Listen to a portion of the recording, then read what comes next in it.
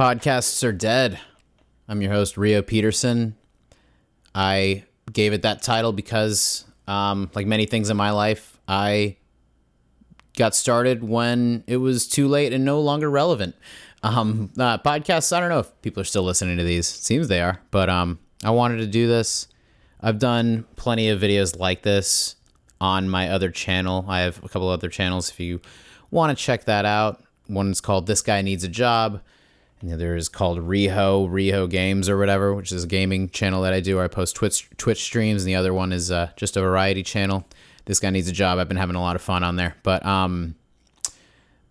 this one I kind of wanted to not only get the watch hours on my main music channel, but I kind of wanted to talk a lot more about music or my experiences as a musician throughout the years, or just, I don't know, my life, my perspective on all sorts of things. And these videos are just really easy to flip. You know, these videos are super in the moment, and it's I have no problem talking. Whether it's alone or by myself, I have no problem talking. Alone or with somebody else. I have no problem talking for an hour straight. So, I guess this is your introduction to me. Let me just give you a little brief description of who I am. I am a songwriter, musician. I love acting, even though I don't act as much as I used to. I used to do a lot of theater. I've had all sorts of jobs in public service industries as well as just mainly music performance and performance in theater, or any sort of work I could get throughout the years. I was a gigging musician for many years until I quit about a year and a half ago, and now I just kind of work at a dispensary and just kind of hang out and find ways to kill my time, this being one of them. Lately, I've been really enjoying the taking advantage of the present moment, and realizing how it's just as I get older, I realize how many things I want to do and how many experiences I want to have, really, and how much life I want to live.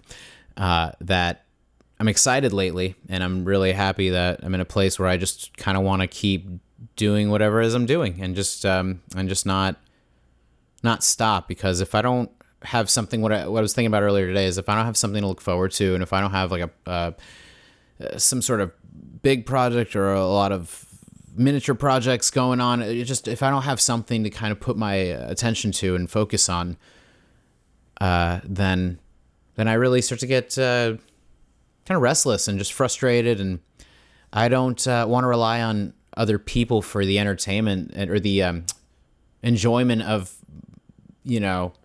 imagination. I don't want to rely on anyone other than myself when it comes to getting the most out of every day that I can, and enjoying things. So just making videos like this, talking about all sorts of stuff. I also have another channel, my friend Travis, called Tricky Slam, and we do videos like this. We're both kind of getting into this mode of wanting to do more stuff in general, and just posting more stuff.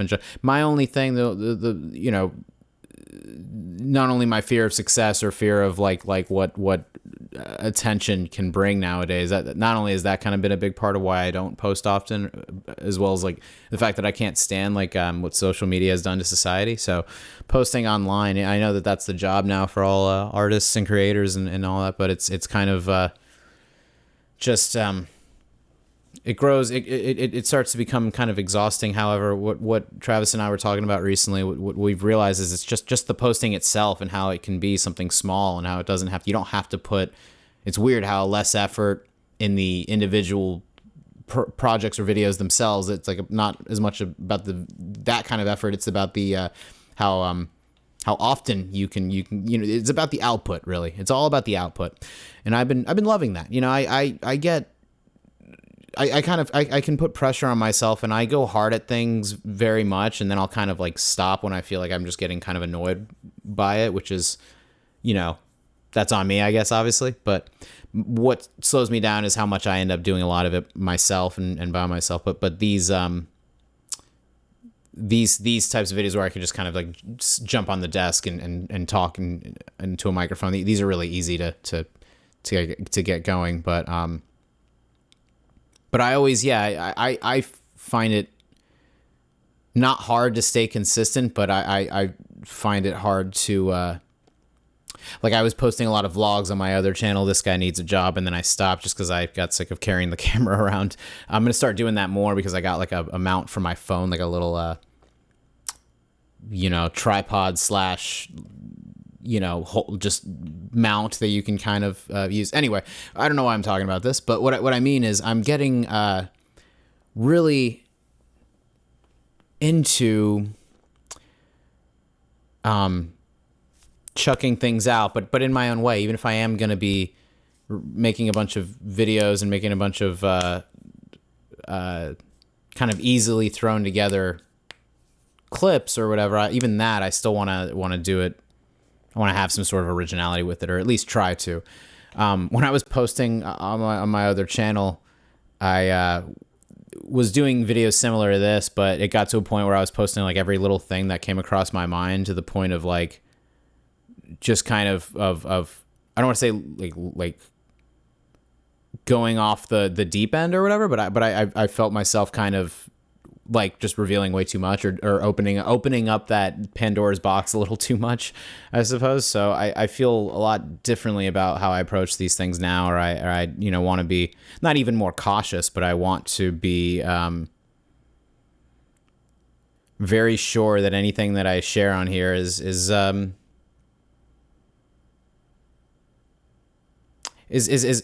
accurate of a representation of who I am as possible, because the only thing I can't stand is how people can misrepresent themselves in a lot of ways, or people can really, like the way that we present ourselves online is so bizarrely skewed in many ways that it's hard to trust if anybody is who, if people's behavior online is even in the same general vicinity of who they actually are, So what I mean is this feels so familiar, rambling and being all over the place, not sure where the end goal is with it, but I was posting on there and kind of not losing my mind, but just getting really like just doing, kind of overdoing it, and I think if I did some sort of podcast on here on my own personal music channel, and it was linked to my music, and I basically am just trying to present myself in the best way possible lately, and so the fact that this will be on my music channel will be kind of, I have to keep that in mind, and I have to be really just that much more aware of what I'm saying or whatever. Not that I would say anything too crazy, but yeah, I don't know. My like what my sense of humor is and what I think is funny can definitely be kind of crass sometimes. But either way, what should I talk about? It's almost 1:30 a.m. I am thinking. And I think thinking so much about how to make money on the internet, and how to do this stuff, and how to just really get so much of this stuff out there to get that ball rolling in order to make money with my music, actually, or do the projects I actually want to do.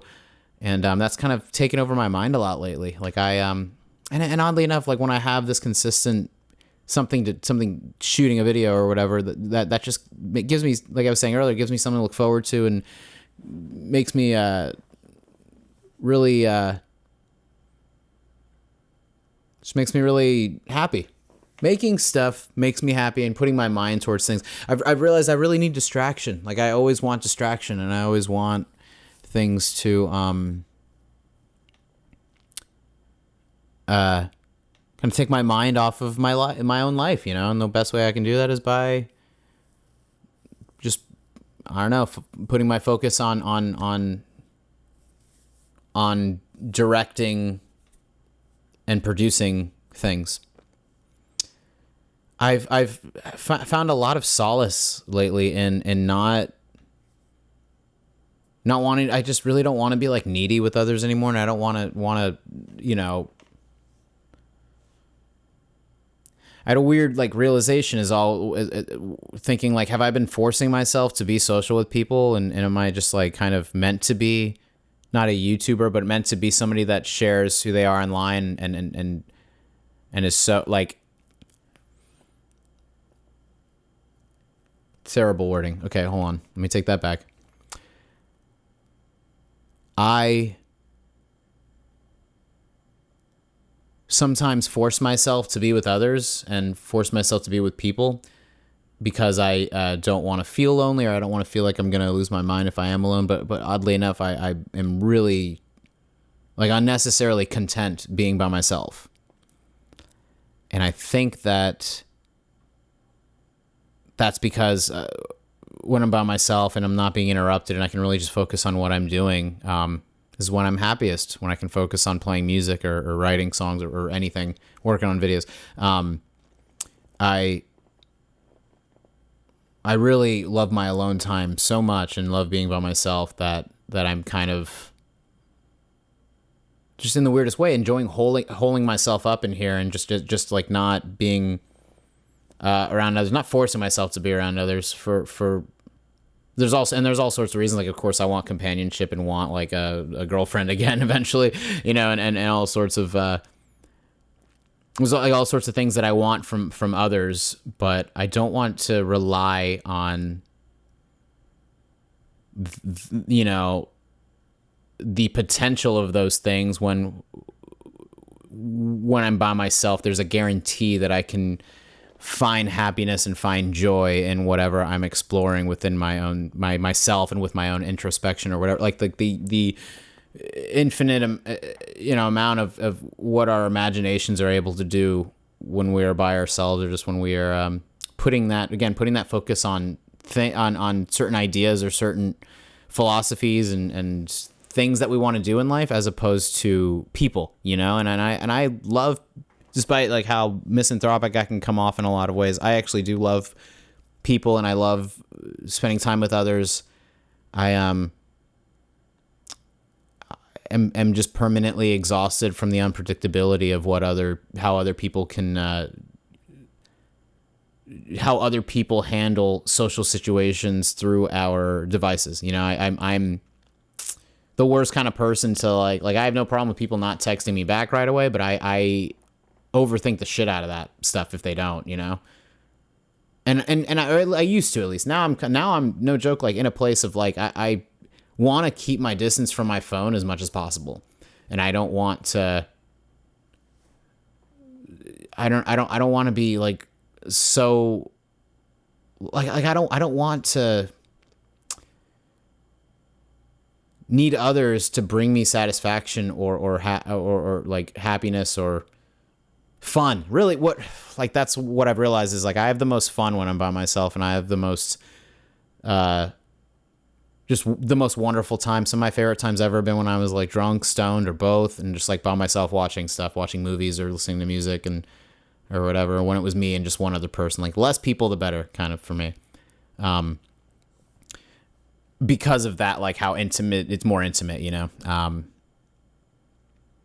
but I am so obsessed with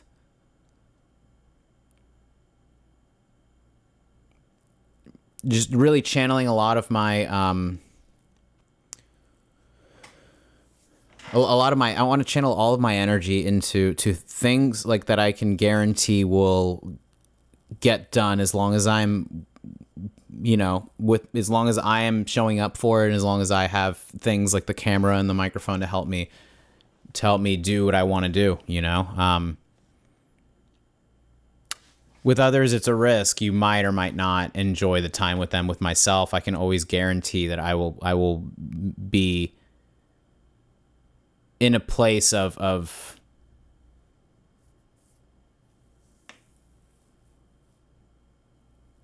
I just feel very at peace, with myself lately, and I feel very at peace with these types of things that I'm doing, and and I want to bring that on more. I want to bring more of that into my life, and I think my obsession, I don't want to say obsession. I'm not there yet, but my absolute infatuation at the moment with David Lynch's work, and specifically like Twin Peaks. I've been watching The Return after watching the original series and the movie Fire Walk with Me, and he really changed something in me recently, as far as just like what his whole take on negativity was how you can't really be creative when you're depressed. You can't really be creative when you're in a bad place like that. And also just like the beauty of life, like the beauty of everything. Like him, David Lynch, and like Van Gogh feel like that real zest for life was bleeding out of them and coming out of their pores and into their work, and that's such a lovely thing to it's such a wonderful thing to be aware of people like that and to see their perspective of these things. But he's really like David Lynch reminded me of how grateful I am for all of it, and how somebody like him or Van Gogh or any of these people could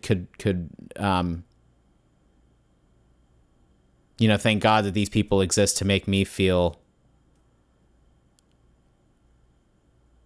like other people, like there are other people out there that understand the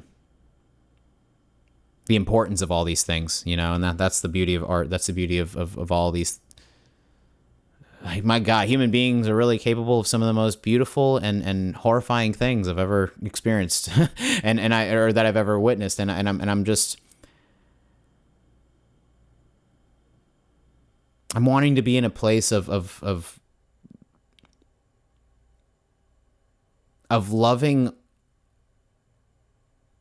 or trying to find the love in a lot of things, and even when there is an extreme lack of that, try to find some understanding of, okay, yeah, like acceptance. Like I want to get to a place of acceptance and being able to let go. I really am enjoying just trying to let go lately, and kind of riding the wave lately of not, like, I don't want to feel so controlling or feel like I have to come down hard on myself or others or anything like that. Now that's how I feel right now. Like I still have like bouts of depression. That's where I real like I get real annoyed with my depression and anxiety, and how it's just kind of like it hits me out of nowhere. What I've realized is how much of my eating habits or lack of exercise, like when I'm doing really well with that stuff right now, but in the past, when I have been neglectful of that, like I feel like it makes it worse, like when you don't take care of your health, it affects everything else. You know what I mean? Even if you are like just feeling kind of bad that day, if you're not taking care of yourself, then it makes it worse. It always just, adds to it.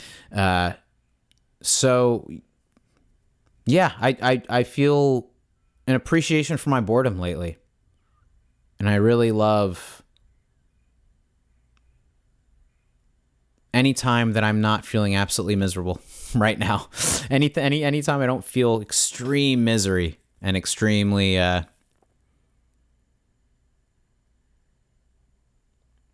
lacking, like just a feeling of lacking color in my life. That's as long as I'm not feeling that, then I'm great. And lately I want to add the color. I want to find the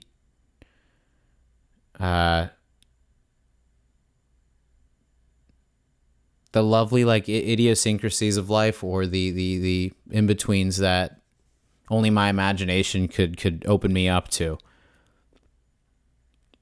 And so I have like things set up, like music stuff over here. I have this set, and why I rearranged everything in here is because I want to do more of that with others and feel more comfortable doing it, So yeah, that's why I wanted to start doing this on here. I guess I could talk about my music for a bit. I just released this album called Cyanjade. I'm very happy with it. I don't know what kind of music I'm going to make in the future, but if this was my discography up until this point, I would consider this my magnum opus, or just hopefully to the listener, a no skip album, hopefully something that's just very, very much like the most important piece of music that I've ever made in my life is kind of what it is to me. The name Cyanjade just came from the colors, cyan and jade. And I was looking at a lot of those, like, you know, aqua, turquoise, kind of just in-betweens of blue and green, all different versions of blue and green, essentially, because those are my favorite colors. And those were the two that I liked the most, as well as like the combination and then the specific aesthetic with that. This lovely artist from Canada is the one who did the album artwork for it. Her name is Bree Dyer, and she is really good. Did an amazing job on that, and she was the one who added that little bit of yellow in there and the text choice and stuff like that. But this album was I was really amazed that JP and I from JP from Surfer Blood, who's also a local in South Florida. He's a bit of a local legend down here. As far as Surfer Blood actually getting some sort of having some sort of presence in the indie scene in the late 2000s, early 2010s. Working with him, it was just really lovely, and I'm just shocked that I'm amazed and also felt the exhaustion of how we recorded the entire thing and mixed it and released it in 5 months. I don't know how we did it. We started like the first week of January. It was released like the second or third week of June, so little over 5 months. I don't know how. I mean, I do know how we did. We got together every week and we're just workhorses with it. We would do 8-hour sessions every Wednesday, basically, and would go, you know, there were a lot of times where it was midnight, 1 a.m., and we were like, let's just like keep doing it. I really happy that I'm one of the things that will stand out to me forever with this album is how amazed with my bass playing that I was with it. Not for this to look like I'm sucking my own dick here. I'm just talking about like how good I feel about every bit of like what I brought to the table with this album, and this is kind of a part of it. I recorded the bass in one day, one session. I think it was about 5 or 6 hours, and I recorded the bass, every single bass track for every song in that one session. And that was a moment of like, wow, like feeling how far I've come in my life and in my career as a musician, and how awesome that felt to do that, to be able to say that I've done that I recorded an entire album's worth of bass guitar on and that's why a lot of the bass parts are very simple or very much like sticking to the roots sometimes, or you know, not too much movement or not too much like some of those I had planned or knew, kind of had an idea what I was doing. Some of those I walked in and just kind of made it up on the spot too. So that the fact that like it was kind of half improvised in the moment or just going with my gut, all of the bass guitar in the album is impulsively just kind of went with whatever felt right in that moment and got it all done in one day. The vocals were done in a couple of sessions. This guy, very, very talented drummer, Sage Duvall, recorded the drums at his house and sent us the tracks. And my friend Kara, harpist, did some backing vocals for 2 of the tracks, It's All a Lie and Monster. It was the first time, this is the first project where it felt like, you know, it was more than just myself, and then like other people had these memories attached to it, fleeting and you know, very brief memories with the album, because they didn't do nearly as much as JP and I did, like as far as from the amount of time they spent on it standpoint. But JP and I, this is our third project together, actually. We recorded and did the Kill to Survive single and my album Nocturna.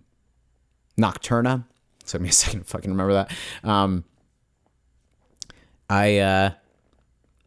I really love working with JP, and we both know exactly, like, we have a very shared language, like as singers, as singer-songwriters, and as people that really as individuals have done so much for our own music, that coming together and really you know, bringing our A game was just lovely to do that with him. I've spent so much time with him and in the studio, and I felt a lot of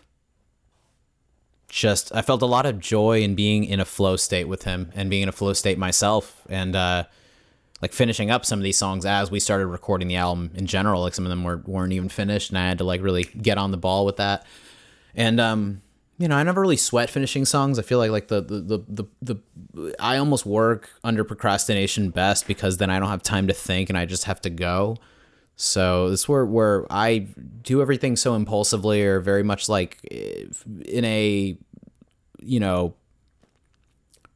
in a hasty way sometimes, because it forces me to not overthink it, and forces me to kind of just go with my my first thought or my first idea and make the best of it, and make, and by doing that, because I know that it's like I just have to get it done, I am that much more likely to pull out whatever my intuition is telling me, like whatever I really want to end up playing, or however I want the song to turn out, that will kind of shape it, and towards, it'll push it in the direction of where I actually want it to be anyway, because I have to kind of just spit it out like that. I'm very much a spit it out kind of artist in general. So that's some of the stuff with Cyanjade. I guess I could talk about some of the songs. The first song, Not Again, I wrote when I came back from the last Radiohead tribute tour that I did with this local band Lavola, and I was really it was right after I quit gigging, and I was really in a weird place with my identity as a musician, and also just feeling a genuine, like, just really hating having obligations. So the fact that I had to do that in a Beach Boys tribute a couple of months prior was it's like quitting your job and then having to show up to do a couple of extra shifts. Is kind of how it felt at the time, at least. And when we were doing the tour, I was just being real. I did the typical, not I don't want to say act like an asshole, but I kind of acted very like, I don't know, a little crazy so that I could basically because I knew I was going to quit. I knew I was going to like not be working with them after this one. So I basically was like doing the typical, let me act a certain way so that when I quit, you don't like miss me, or it's not like a bad goodbye. It's like, it's easier to say goodbye to people if it's like, I don't know. I do that shit a lot, though. I like, we'll do something to try to control like some sort of narrative so that I am able to predict certain things. But anyway, I wasn't acting like an asshole. I was just acting very much like, fuck this. I really don't want to be here. I don't want to be doing this. I'm, just very like hating it the entire time. And then I wrote that song Not Again as soon as we got back, and just as a way of saying like, God damn, I'm that is not like directed towards any of you guys. It was just like a, please forgive my, like, it was like the chorus saying, please forgive my problems. It's about me saying, it's me saying, please forgive my, I'm sorry about my behavior right now. I'm just figuring some shit out, and it's taken me some time to figure it out. But those guys are all great. I really loved working with them, and I loved his album, their album that they just released recently, called Did You Have a Good Day? A lot of good stuff. If you like emo kind of hard rock music, you would like that stuff. Lavola, Lavola.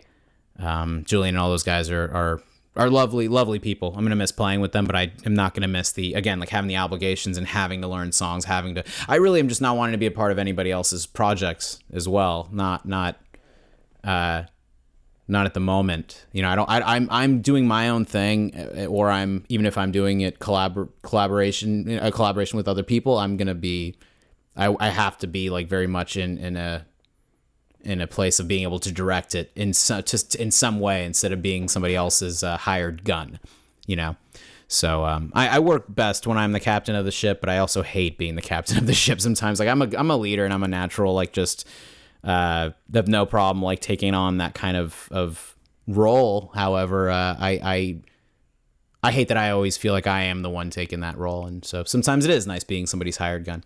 Anyway, that's what that first song is about. Not Again is just any time I've had a faux pas with people, or acted like real abrasively, and it's just that song's just an apology of like, oh, I'm being a jackass, I'm sorry about that kind of thing.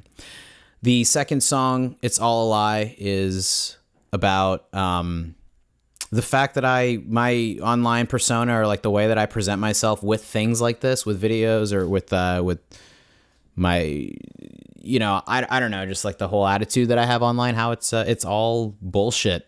And I sometimes try to act like such a, like, I don't know, such an antisocial, like, hating curmudgeon of a person, I'm not gonna lie, I love doing that. I love being a hater, and I love like saying that things suck, and I love saying that people's music sucks, because they do. A lot of people fucking suck. And it's funny to me. It's funny to me to just kind of say things matter-of-factly like that. So sometimes I am just like taking the piss on that and just having fun with that. But other times I,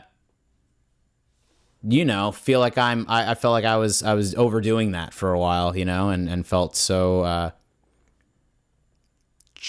like when I stopped doing that, or stopped like being so angry online and so loud about my my complaints, when I stopped doing that, I was just like, oh man, like I actually don't give a fuck about anything I'm complaining about. Like I don't really care enough about any of it to get, so there's no reason to get that emotionally invested in it, is what I realized. Right, I just don't like, I don't care as much as I thought I did, and really I am such a sensitive, like soft, like not like kind-hearted person that I hate how much that makes me look that way, Like I can be, especially when I'm not drinking. Like when I'm drinking, I am so like, I could be such a nasty, mean, like not sociopath, but like very much a like an extremely misanthropic person. Like when I am drunk, it's like all my anger and all of the shit that I hold in that I like when I'm sober, when I'm able to put up with people's shit and just kind of like take it and soak it up. And then when I drink, it's like all of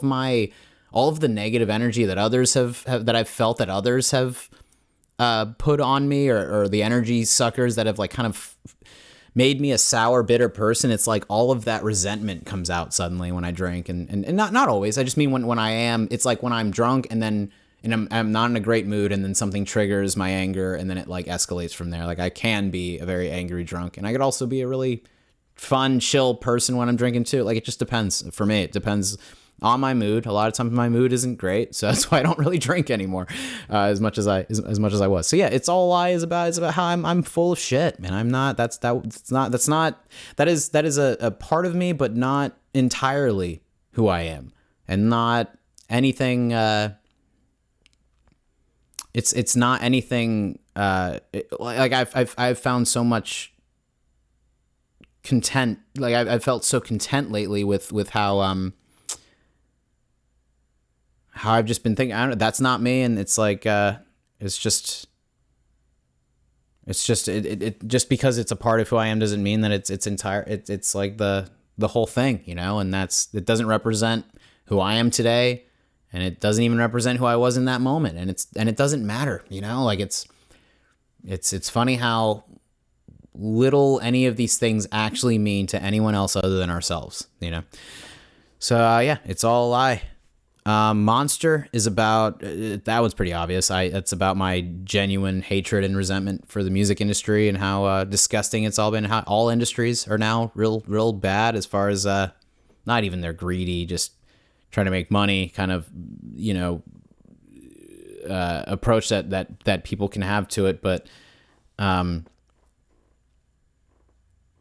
the lovely, like most wonderful parts of what art is supposed to be and what creativity can be has just kind of been completely ignored, or it's like it's completely like dead to me. It's just the love that people have for that stuff. Maybe it's not dead, but it's permanently changed, and is something that we can't really go back to. I don't know if the monocultural love of music will ever be what it was from like the 60s to the 70s. From like what music was from, I don't know, even the 1940s to the 1970s or 80s was a big fucking deal. A big deal. Music was so huge even for me growing up, being born in 93, even growing up in the 90s to the 2000s. It was so important. And now music, all sorts of artistic things, the visual artists, it's all kind of just been hoarded out. It's like everything has been like fucked to death in a way, as far as like I wonder how much of it or, how much of it do we even really, like feel something towards anymore. A lot of times I'm scrolling through Instagram, and it's a lot of stuff popping up that I should be interested, like older, like animated movies and all these clips of all these things. And I find myself just feeling like, why am I not as excited about this as I want to be? And really, I am excited about a lot of things outside of it. It's just like social media, or what the internet is, or what the culture has become is so many like fleeting, moving things that you don't. It just feels like there's no weight or any sort of significance to it, because it's so just quick. The scrolling itself is just it makes everything fleeting, you know? So I'm just I feel sad a lot of the time that I love all of this stuff so much, and it doesn't feel like, it doesn't feel like it matters anymore. Like, it doesn't feel like people really have any sort of appreciation for it as much as they used to. And that's because of the lack of scarcity, the lack of things, the lack of things being momentary. The fact that you can watch anything you want, anytime you want, when, like, anywhere is just, there's, why wouldn't we take something for granted that is just, it's always accessible? It's the pool table effect. I brought this, I've made so many videos and deleted so many videos, but just in case, I want to make sure this is on here. The pool table effect is, you love pool. Going to the pool hall is fun. Going and playing pool at somebody else's house is fun. As soon as you own a pool table, you don't want to play pool anymore. And it's specifically a pool table, because any family I've ever seen, anybody I've ever met, just anyone ever that has a pool table eventually gets rid of that fucking thing, because you get really into it for the first like couple of years, and then everyone's like, yeah, you want to play pool. It's just always there, and then you don't care. Or having just a pool that you can swim in. You know, it's like, as soon as you have the thing, you don't care about. So as far as going back to music, you know, music is everywhere. You go to the store and you hear it. You can listen to it in your car, on your phone, in your workplace, in your headphones, on your computer, on your laptop, on your TV, in your car, like on the radio or whatever. Like, you can even if you don't have internet, there's a way to listen to music somewhere. Go out and see live music, like in any downtown area or whatever. Like, I don't think that people appreciate something that is just there's a bounce. There's a disgustingly endless amount of music, and I can't believe there's so much music out there that I'll probably never listen to, that is probably my favorite music in the world, and then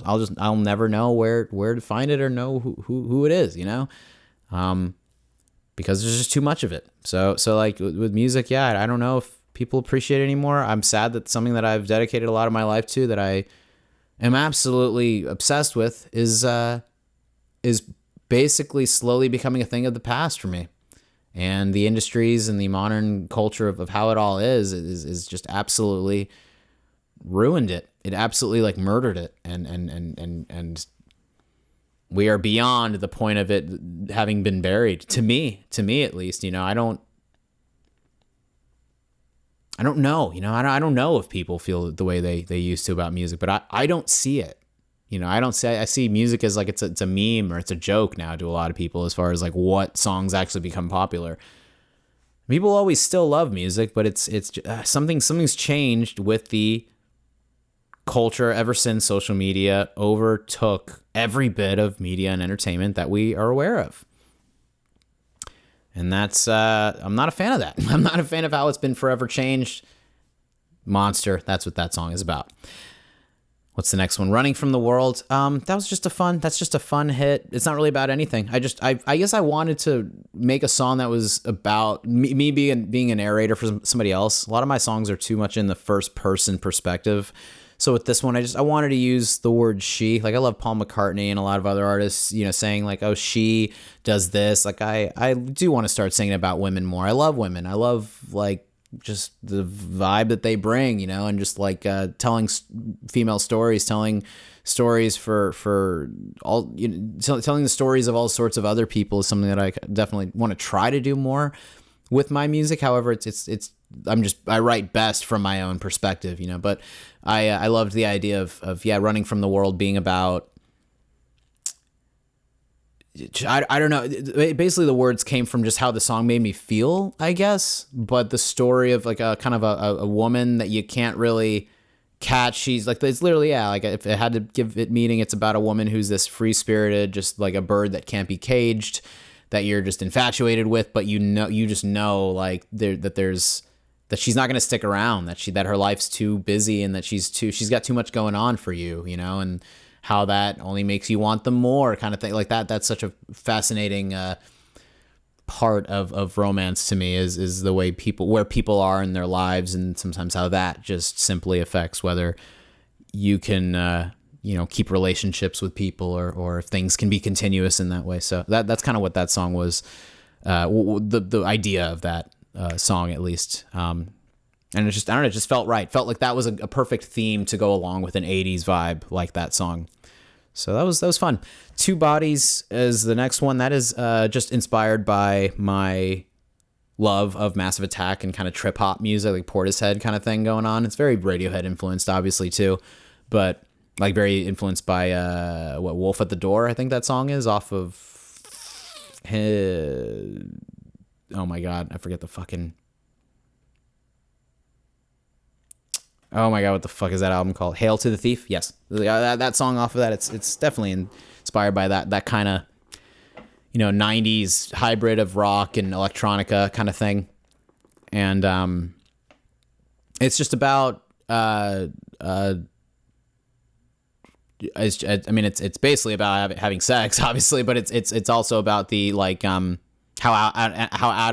much of an out of body experience that can be, being intimate with somebody or really being intensely. And the song's leaning more towards like when you're making love with somebody, when you're like deeply into somebody and having sex in that way, and it's like it's larger than life, and you feel completely outside of yourself. The song is literally, and the BPM for it is 69. So that was a coincidence, not intentional. I just was like, oh, neat. I was just like, oh, perfect. Like, I think it was around 69, 70, and I just made it 69 as like a little, could be a fun little like just Easter egg or something kind of relative to the song itself. But yeah, the song that's purely about like my just, I don't know, love of my love of women and their bodies. and it's two bodies because that's the deepest, people, you want to be you want to be polygamists and have orgies and fuck 2 or 3, 4, 5, 6 people at a time. Like, no judgments here. It's just not ever.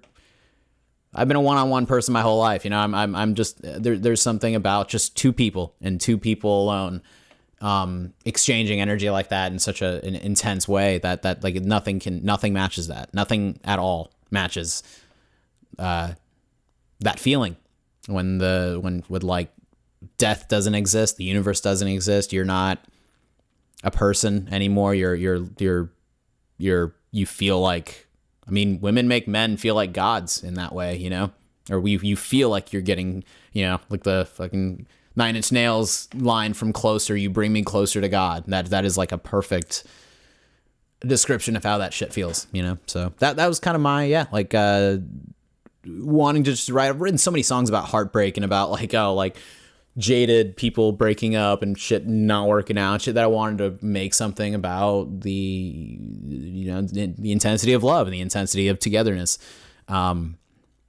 And how much I actually really love that, how much that bled through. I was like, and because the next song immediately after that is about a breakup, I wanted to have some kind of precursor, like it's got to have a reason, like, cause again, the album, I wanted to make this, or no, I don't think I mentioned this earlier, but I wanted the album to have some sort of journey or some sort of story in that way. So if there's a song about heartbreak, there's got to be a song that immediately, that's like the antithesis of that. And what like only because of like the intense like sex that you have with somebody,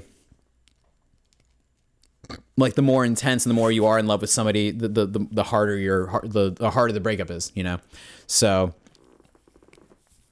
I wanted to just kind of get into how that really feels, because I love listening to songs like that. I love listening to songs that can bring me to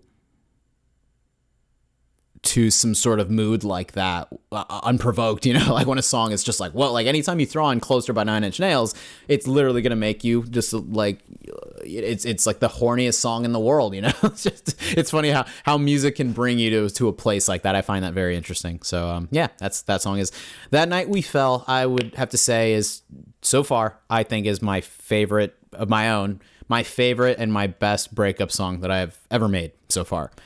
I would say As Long As You're Happy from the self-titled album that I released a couple of years ago is like a close one to that. Like I've written plenty of songs about separation and heartbreak and things influenced by my horrible abandonment issues and shit. I've had a lot of people come in and out of my life, so it's easy for me to write about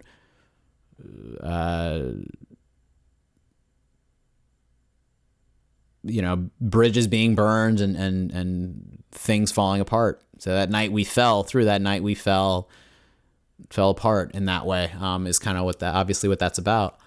I wrote this back in 2019, about 2 years after I broke up with someone it was 2020 or 2021, I think. It was like about a year. No. Yeah, so I broke up with one of my ex-girlfriends in 2019, and I wrote that around like 2 years later, around like 2021 or 2022. And when she was just still on my mind, and she was still like, I was like, God damn it, like, why can't I get over this person? And now looking at it, it's like I am super over that person, but at the time it's that was like right around COVID too, so I was just really alone and really spending a lot of time by myself. And when it's when you're single, you're always thinking about the last relationship you were in. So that's where this song kind of came from. Now, when I recorded it and made it recently, it's about all sorts of, it's about multiple different people. When I was recording it, it's got like completely different meanings to me now. But when I wrote it originally, it was about a breakup that I had where I was just like, damn, like, why can't I let this go? Why can't I get over this person? And a lot of times I'm the kind of person that just misses the relationship itself and not the person. Like, I get fucking annoyed with people, and I get fucking annoyed with relationships as far as how much is expected of me and how much I feel like any relationship I've been in, I can't just fucking exist and just relax, It's all these expectations because of the age that I'm at, because women want families. I get it. Understandable. But I am not the kind of person to do that with at this very moment, at least.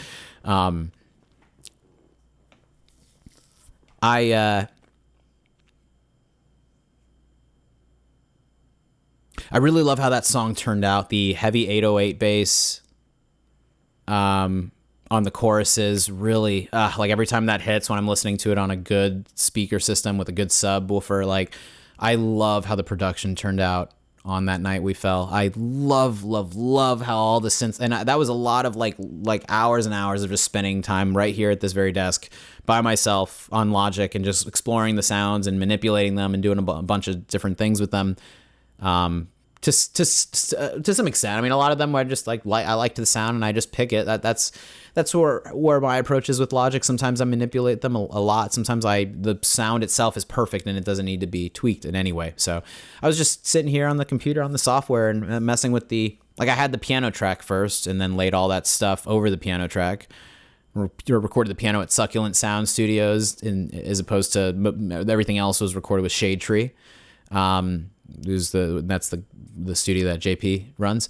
But the piano, I had the piano track, and then I was just working on all that extra production. I was like, I wanted, because I wanted this album to be working with Lavola, working with Julian and those guys in the Radiohead band, as well as the band Radiohead themselves, as well as getting into Animal Collective heavily recently, is what inspired the production to be taken up like a shit ton compared to other projects that I've released. I wanted I just really want to go all out and max out the production as much as possible. So this song I had the most fun with. This is one of the songs on this album that I had the most fun with doing the production the entire time, and how many times I just sat here with headphones and just like absolutely loving how everything was turning out and loving the way that the how much the synthesizers and all the pads and all the different sounds were adding to the song that was already, pretty emotionally. It's a very like this song hits a lot of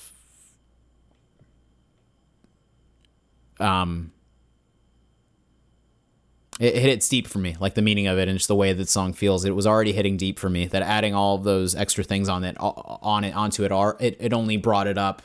It only brought it more to a place that I never would have expected. Like the song turned out way better than I could have anticipated, and I'm really, really happy about that. I'm so ecstatic about how that night we fell turned out, because I don't want to say it's my favorite song on the album, but it is at least like a close second or third. It could be my favorite because of it feels so epic, and it feels so like a lot of the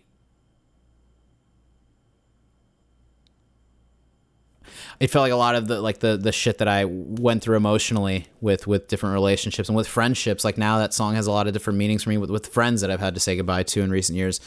And, just having to say goodbye to people in general when things just don't work out.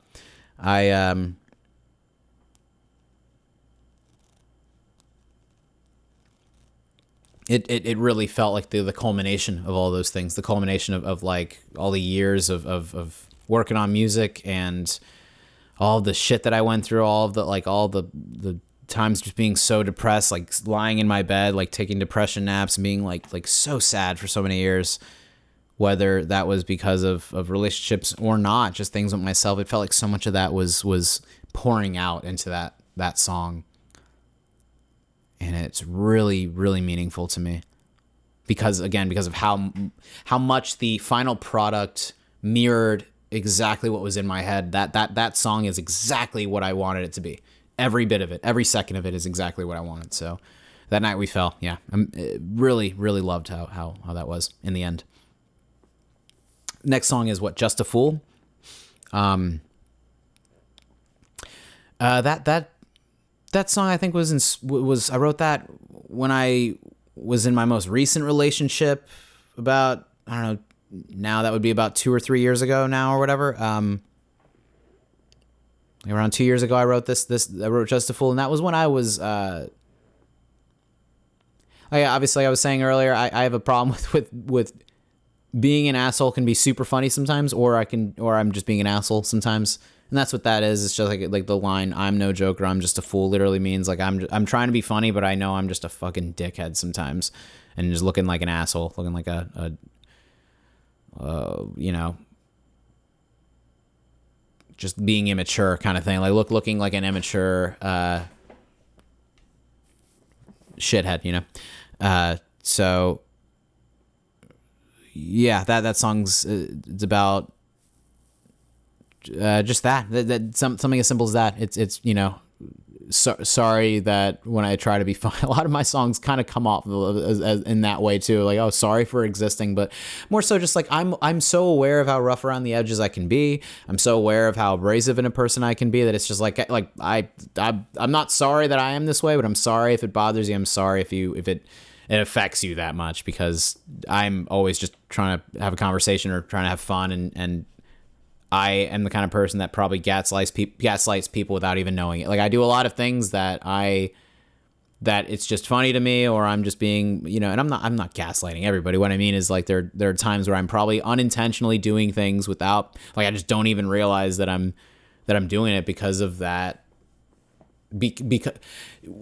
Trying to be funny overtakes a lot of like, thinking about others' feelings and thinking about it, like my unnecessary hunger for laughs and to make people laugh or make myself laugh, and just like always trying to make things funny constantly makes me just act a fool sometimes, so that's really something. It's just that's all that is really what that song is about.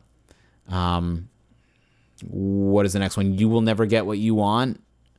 Without there's no way to describe the song without me looking like really, really bad, I guess. I don't know. The song is really like the ugliest parts of my songs, of myself, like the ugliest parts that I feel about myself coming to fruition in a way. It's about one aspect of it is how I literally feel nothing for humanity sometimes, and how I just don't care, and sometimes I just want to like I want to die, you know. not even die, but sometimes I just don't want to exist with with people, as well as how bent out of shape I can get when women reject me. Now I'm so grateful for every woman that's ever rejected me, because it's very humbling and really, like, actually a really lovely rite of passage to be rejected by people or not get. That's what the song is. You will never get what you want. Sometimes it's like, get over it, dude. You're not gonna fuck that chick that you've been crushing on for years and years. Like that's what it is, you know. And a lot of these are really personal. You know, the reason why it's kind of hard for me to talk about this is because if I am talking about it, it makes me look kind of like a fucking negative or a real ugly. Like I got a lot of ugly qualities, and I'm not afraid to talk about them, I guess. But just even saying that, like, oh, how that's this song's like a borderline like incel song. You will never get what you want, or it's at least more so of an observation of like how I felt at the time when I have been kind of like, oh, she rejected me, fuck you, bitch, like kind of like that kind of approach. Like that's how a lot of guys go through that. A lot of guys go through that, like, you know, like, oh man, I put all my attention to you, I've been thinking about you, and you don't even want me, fuck you, you know, like that's just how people feel, I guess, sometimes. But guys guys a lot of the times when they I don't want to say simp over women, but when they don't have enough going on, and they obsess over somebody. And in the end, the one line that I really love how it turned out in that song is the line, and yet I don't think I really care for you. I just want your body, nothing more. And that was just like a lovely, like a realization, like, yeah, I don't even care about you. I just want to have sex with you. Like that's the kind of person I can be sometimes. And especially, like, I wrote a lot of these when I was drinking and when I was just opening up all those, like I said, ugly feelings and ugly sides of who I am. I'm not really wanting to hide that. A lot of people would think, oh, I don't want to ever show that side of who I am, but I like who they are. Like people are real scared to be vulnerable in those ways, but I'm not. I'm not afraid to show like my weaknesses or like the things that are very unflattering or the sides of myself that I'm really not proud of and feel a lot of shame about. But what's funny is when you write a song about it and you get it out there in the world and you kind of get over that, you feel some sort of getting, you like, I feel like I've gotten past all these things. Everything I'm describing right now, it's like how I used to feel and how I used to be. And it's not really, it's like once you make something and put it out there into the world, you can kind of, it's the easiest way for me to let it go. Making art about things that I experience is the only way that I can seem to let things go, because otherwise it feels like I can't just experience and feel all these things and think about them for no reason, right? It's like what art is to me. It's like I don't want to just deal with being a person and not have it go towards anything or not profit and try to make a buck with it. Like that's just what being an artist is that almost that stubbornness of like, no, I'm not going to let all the bullshit I dealt with in this existence be in vain. Like how I feel a lot of times, if I'm being completely real with you all. So yeah, that's what that is. You will never get what you want. Is like this like dreary, like this real like depressing, like I hate everything. I hate everybody. I want to fucking die, and I feel very low about myself. And in the end, that acoustic guitar coming in and the band kind of going, very big there at the end, is just like that realization, like get it through your fucking head. Like you have to get it through your head. You will never get what you want. In a lot of ways, it's symbolic of like, you will never get what you want for me from a fame and success and making money standpoint with my music career. Like now I almost have, it's like a lot of these things have double meanings now for me now that I'm kind of thinking about it. It's totally also that meaning of like, you'll never get the success that you want. You'll never get the fans that you want. You'll never make the money you want. Like that, all of that is very real within that ending climactic build there too. So that's all that was for me, was that whole,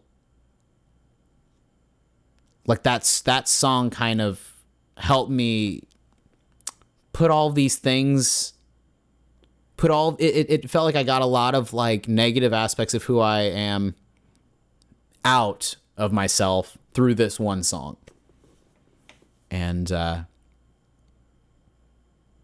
grateful to say that I don't feel like I'm that kind of person anymore, and I don't really want to be. Because I have self-esteem now. Because I have self-esteem and the self-respect and knowing that I don't fucking need anybody. I don't even need to to get laid to feel good about myself anymore. And for a while, that was a big part of what made me feel good about myself or not, was a girlfriend and having consistent sex and feeling like wanted by somebody, not being ignored by somebody, not feeling like people don't give a shit about me, that I could fall off the face of the earth and be forgotten and no one would care. Like, I'm forever like not wanting to be tossed to the side and tossed to, and I feel a lot of confidence lately in knowing that like I will never toss myself to the side. I will never ignore myself again, or ignore my own feelings, or ignore my needs and my basic, like how I demand to be treated by those that I want to be friends with, and those that I want to respect. Like, I'm not going to deal with people's shit anymore. I'm not going to deal with my own shit anymore. As far as I will deal with my own shit I have to deal with. What I mean is I'm not going to put up with my with those bullshit feelings, like those immature feelings. I'm not going to put up with the things that only make me feel like I'm bringing myself down internally, you know, which is a lot of that stuff, like low self-esteem from just feeling a lack of, but that's, you know, these are problems that a lot of people go through nowadays, just in general too. A lot of people that feel lonely and just feel like they don't have any friends, and I have plenty of friends. I have plenty of people that I love. This romance and love has always been a very murky thing for me, you know. It's always been a very weird thing for me because of how,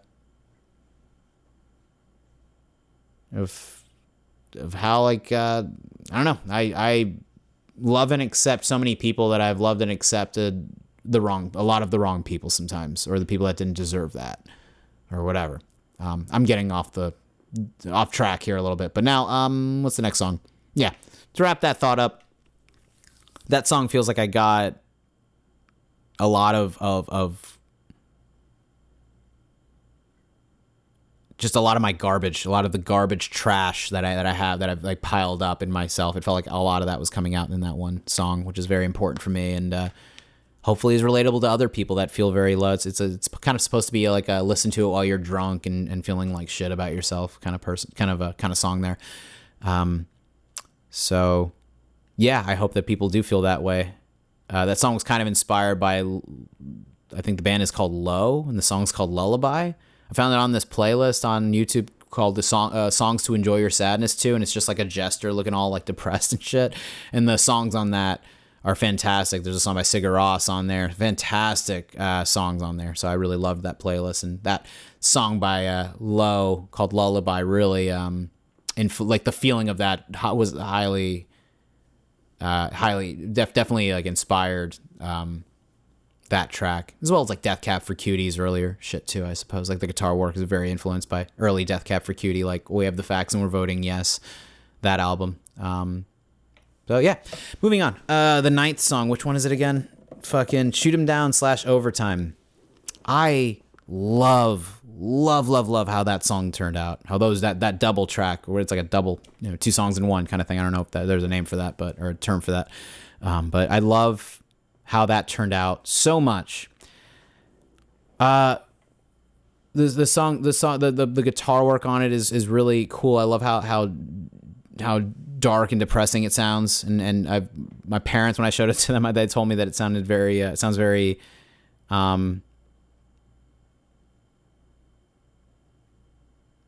ominous, which was really flattering to hear. That, like, if I can make something that feels kind of scary or kind of like really dark, it's always a nice feeling, because I like being able to achieve that vibe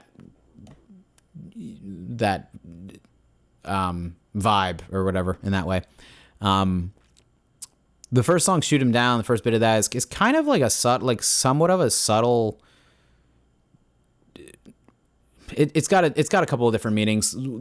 It started out with like how artists kind of are like the competition that artists feel with each other, and competition that people feel with each other in life day to day. How we want to shoot each other down. How a lot of times I wonder in life, like, we're verbally, you know, when it comes to people in the workplace, people in families, and certain roles that we play, it feels like a lot of times people are at war with each other, and they're shooting down each other's helicopters, their boats, their ships, their men. Like, people are shooting each other down, trying to bring down the other person to make them feel better. You know, shoot them down. They've got your bag. They've got your crown. It's like, bring them down. They're taking things away from you. They're taking attention away from you. They're taking money away from you. Like that primal need to destroy everything else that is not you and your inner circle. is kind of where it comes from, as well as a harsh criticism of the current political climate that we're experiencing, and our world leaders being. I'll let you fill the blank there. That's where it started to become something like that. At least, like, it started off one way, and then as I was writing it, I realized, like, oh wait, this is about a little more than just personal issues. This is about, like, it's kind of my big fuck you to how poorly handled a lot of things in the world can be, and how awful people can be. And then the song Overtime. Working overtime on my mind. My mind is slowly turning on me. That whole thing was like that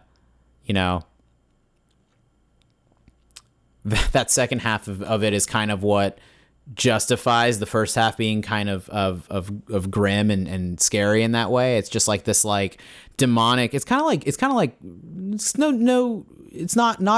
Gollum and Smeagol in Lord of the Rings.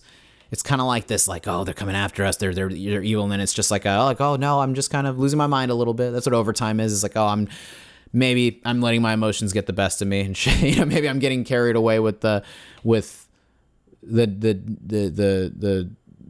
gross competition and us and them kind of mentality that a lot of us can have. Is kind of what that's supposed to be, is like a, feeling genuine rage and wrath, and then the self-awareness of that, and then immediately flipping 180 and being like, oh, Jesus Christ, I gotta I gotta put myself in check and take a second and realize what I'm feeling right now. Kind of like a like, whoops, sorry, I'm just kind of going crazy here a little bit, don't mind me, just losing my fucking mind here. That's kind of what that song. So I love the darkness of that track, and I love how anytime I listen to it, especially that part on the lines, but I'll try to keep a hold of it tonight. I love the way those notes turned out, and the way that melodic run kind of ended up being was just that. Da, da, da, da, da, da, da, da. Really weird kind of Elliott Smith, super weird chromatic, uncomfortable, like, dissonance of those notes in that way. I'm so happy with how that turned out, and that was what I was saying earlier, when things just kind of spit out. That's what that was, basically. The last song, Curtain Call, is about death. I have an obsession with death. I think death is a very fascinating thing, and I'm always thinking about it every single day. Everything that motivates what I do all the time, I think, goes back to the fact that I'm going to die, and how that freaks me out in a lot of ways. And and what's weird now, until somebody dies or I get a horrible fucking unless I have a horrible conversation with the doctor or somebody else dies, hopefully I don't feel that way again. But when COVID was happening, I lost like a couple of people that I was, like, a good handful of people that I knew, and one in particular that I was very close with. I was like, really, I spiral into such a bad place when I'm confronted with the reality of death and the finality of it. Like, I obsess over it, but then when it's actually happening, I literally want to throw up from how much I'm emotionally kind of, how I'm just emotionally like ruined. Like, death kind of emotionally ruins me. Could have something to do with the fact that I lost a lot of my family by the time I was like 4 or 5. My parents lost 3 family members that were very close to them. My mom's mom, her sister, and then my dad's adopted mother all passed away within a year and a half, when I was like around 4 or 5 years old, led to their divorce. And death has been unnecessarily familiar for me. I felt so familiar with death ever since I was a kid, and people kind of going in and out of my life as well, kind of adding to my abandonment issues, and just feeling like people are going to leave me no matter what I do. People are going to leave me. That's where a lot of that, like, why I have an obsession with the finality of things, or when things end. I'm really interested in the end of all of it, and death is the eternal ending for all of us. The eternal oblivion of just me. I'm an atheist. It's a bunch of nothing forever. And that's such a crazy thought. But the fact that we haven't experienced that could be the only thing that's could be the scariest part of it, is that we haven't experienced it yet, because we don't know existence without existence. And there's probably there's just I don't see how there's any way that we could go on after this. But yeah, curtain call. The show's over. Things are done. The curtain's dropping. It's a blackout. It's over. Life comes to an end, and things come to an end. The ending of everything coming for us. The music video was really fun to make for that. We used my CRTs here, and I worked with my buddy Doug, who I've worked with on multiple videos in general and a couple of other music videos in the past.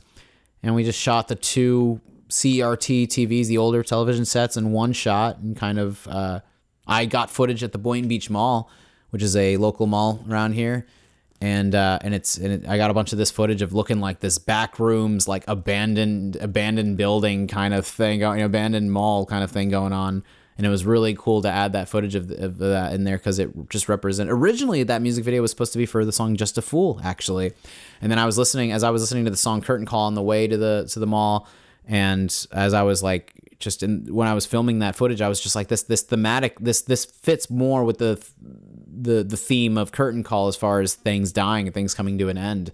Seeing the mall that was so lively at one point for me for a while until I was basically in high school.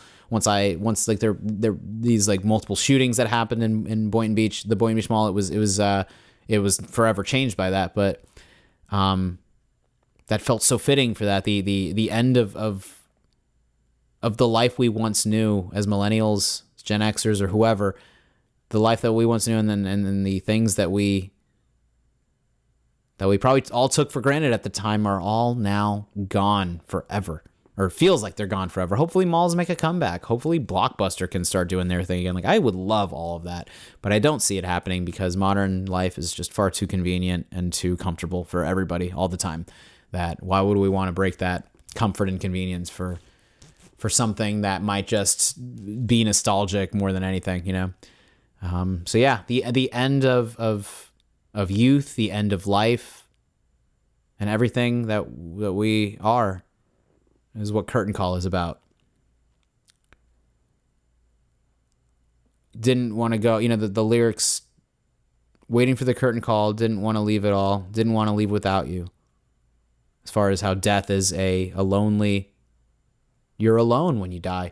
Not physically, like even when you're having people around you, you're alone in the fact that you are only like your death you're the only one that experiences that.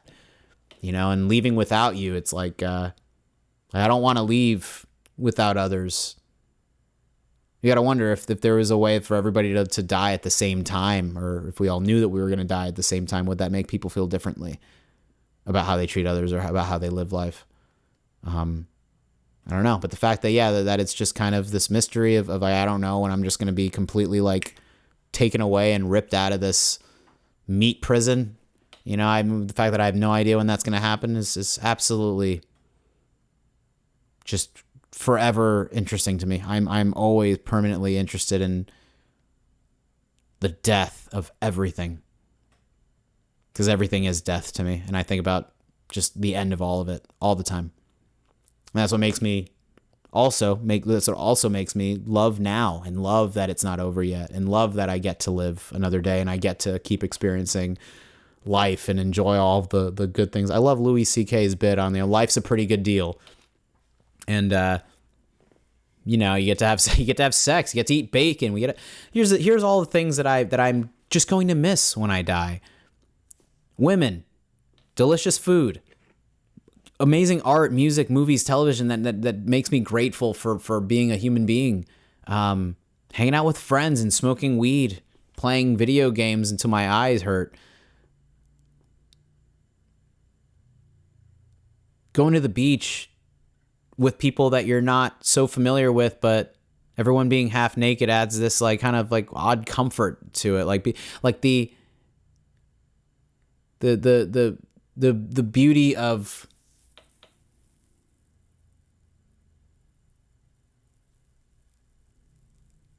like vulnerability,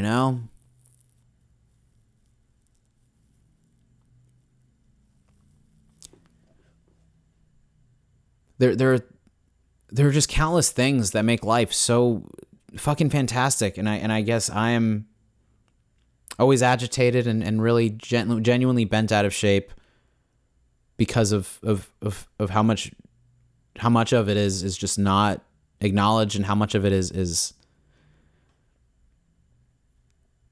completely unappreciated.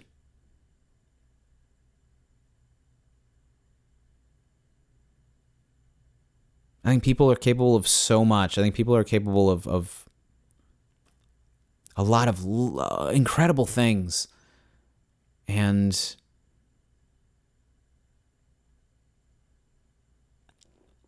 I just want to see that happen, I guess. I want to see people feeling more together and being more friendly with each other, and not being on a constant stranger danger kind of vibe that everything feels like it is right now, as far as like, oh, I don't know you, get away from me. It's like a lot of, and I feel that way too. Like, I'm freaked out by people as much as I want to be around others, and I love being alone. I love being around others. I'm fine either way. But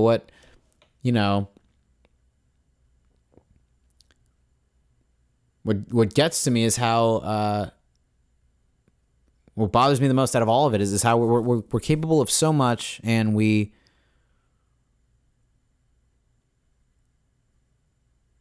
feels like people just fall short sometimes. Feels like a lot of things just fall short, and they don't have to. But you have to want them to not fall short. You have to want things to be like better than they are, and that's important too. I don't know what I'm talking about at this point, but I really love it all. I love everything, and I think there's like so much beauty in all of what life is, and that's what makes me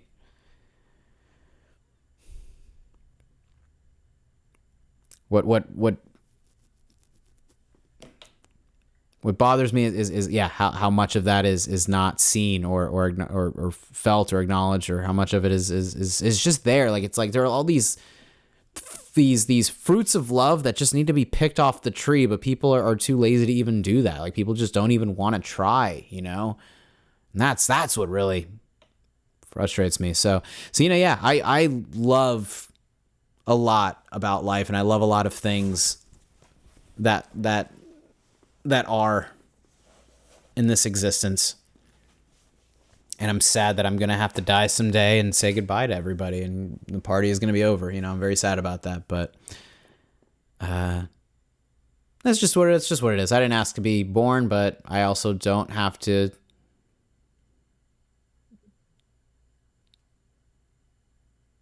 I don't ever want to let the chaos of life ruin my fun. I don't want that to happen anymore. I don't know why I'm talking about this. I was talking about the album, and now I'm just talking about whatever else. But that's the album. That's basically my description of every song on the album. If you really want to find, really want to know what they're about or find meaning in them, maybe I could talk about other albums that I've made. But really, this one was so significant to me, and it was just an easy thing to kind of talk about for this first podcast here. I definitely plan on releasing more music. I just don't know when, and I just don't know when I'll actually feel like getting back in the studio again. So for me, for a while, like, Cyanjade is going to be it for the next year or two, maybe. I don't know. I really don't know when I'm going to get back in there, but I'm enjoying everything outside of music lately, and I'm wanting to enjoy what other artists can give me, and what other filmmakers and musicians and writers and so on can give me. And I'm enjoying what people just day to day can give me, and the lovely exchange and shared moments that we all have together. Even when it's just people kind of coming into my work, and I'm just ringing them out, being a cashier at a dispensary, doing some sales and shit. It's there's so many people there that, even though we only have those brief moments in the store, and I don't even really know them outside of their first name, maybe, it's like I love that. I love that they're there, and I love that I have those consistent and familiar faces to say hi to. I'm content being alone. I'm content with others. I want to make sure that I feel good and feel as comfortable as I can, and have as good of an attitude as I can with everything, as long as that's in my control. There's times where you just have to deal with bullshit, and that sucks. But for the most part, we all have a lot of control over what we do with our lives, but The lovely thing about sharing moments with others is that you don't have to control things. You don't have to control what's happening and whether it's a good time or not. You can just kind of be. I just want to be lately and just relax and just hang out and exist and not put so much pressure on myself or put so much pressure on relationships or feelings that I have with other people. I don't want to I don't ever want to worry about things that are completely out of my control anymore. My career being one of them. I feel like I've let go of that need to be famous and be successful, and I only want that to I've said this many fucking times, but I only want that to be able to make sure that I can take care of my parents, my brother, my friends, whoever in my family. I want to be able to give to others, and the only way I can do that is by making something big for myself and making some sort of success happen. So hopefully the YouTube watch hours that I get from this podcast or any future podcasts that I do on here, hopefully, that can happen. You're amazing for listening to this to the end. If you listen to this whole hour and 20 minutes of me talking, you are really incredible, and I really appreciate you listening to me ramble and talk about my music and my album, my art, my life. I really love and appreciate you taking the time to be here with me and listen to me. That means so much more to me than you could ever think. I appreciate anybody commenting on these videos, anything that I post ever. I really appreciate just feeling acknowledged by the internet, one stranger at a time, because I've felt I've felt very much in the shadows for most of my career, and that's on me. I've not wanted to really go after it because I'm afraid of what will come with that.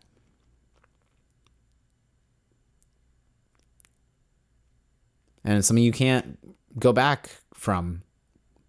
Once people know who you are, or if you are like that level of fame, like all the superstars that we got in the movies and the business right now, once you are that kind of person, that's it. It's like, again, finality. The finality of that is what freaks me out. So, and I don't want things to, I just don't want crazy success or fame, or I'm afraid of that because I don't want things to drastically change for me. And I know that things would drastically change for me if that happened. And that's scary. It's very scary in a lot of ways. I don't know. I don't want to lose who I am in the tidal wave of what that brings and what is encompassed within that. I really don't want that. Like, I don't want it to be a nightmare, I was joking about that with Doug a while back. We were laughing so hard. He's just like, watch, this is like something you've been chasing for years, and then it happens, and it's like an absolute nightmare for you. We were both laughing. We were fucking laughing a lot at that. Doug is one of my favorite people in the world. Travis is one of my favorite people in the world. The guys at work, all the guys that I work with, Blaine, Rob, Brian, and Wes are all amazing people. I love my mom, my dad. I love everybody that I've ever worked with or talked to. I miss you all. Yet I know that they're everyone's doing their own thing, and people, if I don't talk to people anymore, I'm sad about that. But I am getting better at acceptance of that and letting go and moving on. But I can't wait to do more of these videos. I guess I should just stop it here, right? I can't wait to do more of these videos. Thank you for listening to this. More podcasts coming soon, because this will be something easy that I can just kind of flip, hopefully, or these will be easier to do. And I hope I don't stop and get discouraged. I hope I don't get discouraged that people aren't seeing it, and I just want to keep doing it anyway. And I hope that people find some enjoyment with it. I like talking, and I like letting my mind just kind of go and letting it rip in that way. I love making this stuff.